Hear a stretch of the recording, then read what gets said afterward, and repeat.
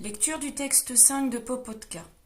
Je suis sûr que papa avait honte de moi, même s'il n'a rien dit quand j'ai ramené la flèche, ni après, tout le temps qu'on a suivi la trace des poneys jusqu'au coucher du soleil. Popotka, regarde les étoiles. S'il le veut, je peux lui raconter comment elles sont arrivées là-haut dans le ciel. Elles n'ont pas toujours été là ? Oh non, voilà comment les choses se sont passées.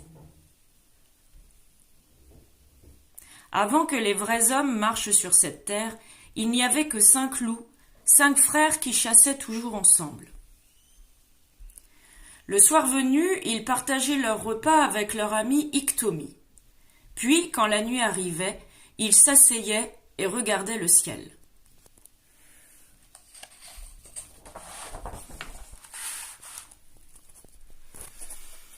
Iktomi, très intrigué, voulait savoir ce qu'il regardait ainsi, mais les loups refusaient de lui répondre.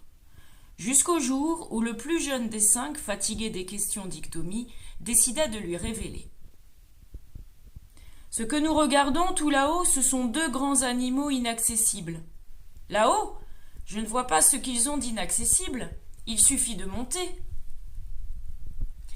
Tu veux dire monter tout là-haut ? Bien sûr. Mais le jeune loup et ses frères se contentèrent de rire en se moquant d'Iktomi et de ses idées idiotes. Les jours suivants, Iktomi passa son temps à fabriquer un grand nombre de flèches.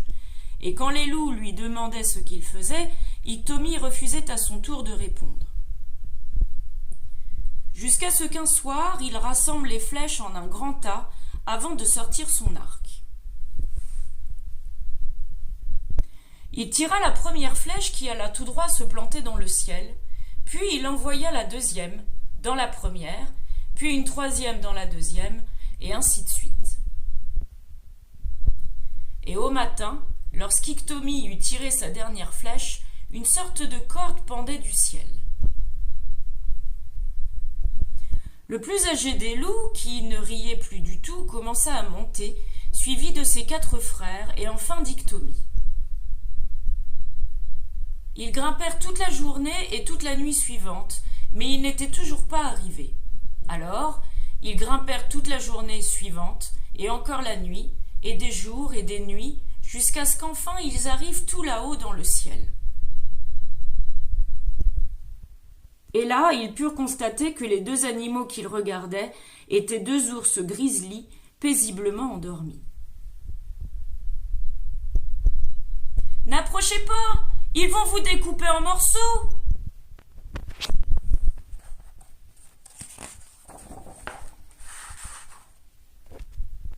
Les 2 plus jeunes loups s'approchèrent tout de même et rien ne se passa.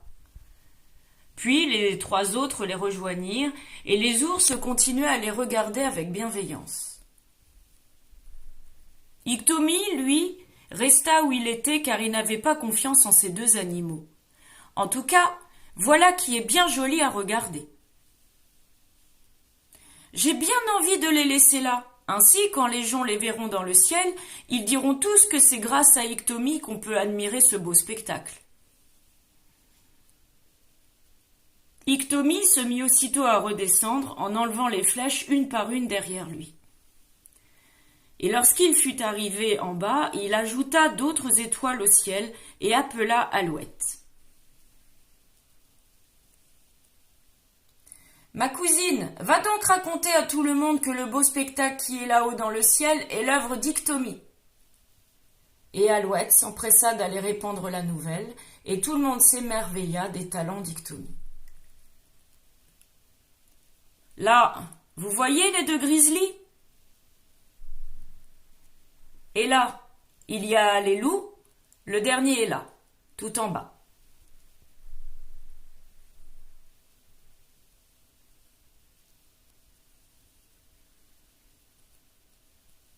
Et nous avons tous longuement regardé le ciel avant de nous endormir, et c'était très chouette, car avec l'histoire de papa, j'avais presque oublié ma bêtise de l'après-midi.